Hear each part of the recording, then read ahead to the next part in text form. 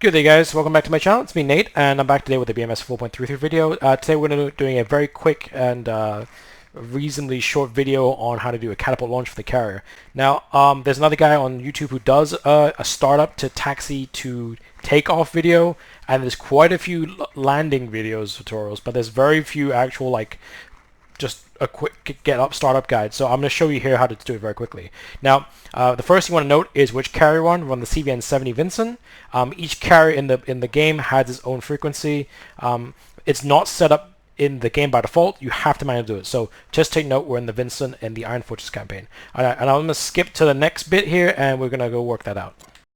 Alright, so we're now in the campaign map. So what you want to do here is just turn your frequency to Carl Vincent's frequency. As I said, if you put on uniform and you put on, I normally use 15, which is the last frequency you need. I have mine set to carrier 18. But if you just by default set tower on a normal campaign, that automatically sets the airbase you're on. However, on a carrier it does not. The carriers do not have an automatic frequency that's set. So you want to type in 226.000 for the Vincent. And you can rename it here manually. I just call it, it's carrier 18 by, I call it carrier 18. And you want to save that. You set up everything else as per normal. And then now we're going to move to the actual cockpit and the business side of things.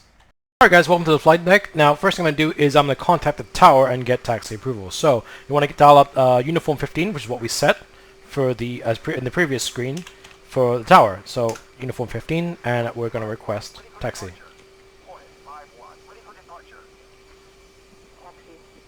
Okay, so it's telling us to taxi. So what we want to do is then remove the chucks and push power very, very slowly and nudge ourselves forward. Bear in mind, this is a very tiny area with small flight deck. Now our wings are currently folded up, so we'll need to do that when we get up to the catapult. I highly recommend you do that when you actually get onto the catapult, because of the small area on the flight deck. You may run the risk of touching something and killing everybody. So let's taxi very slowly.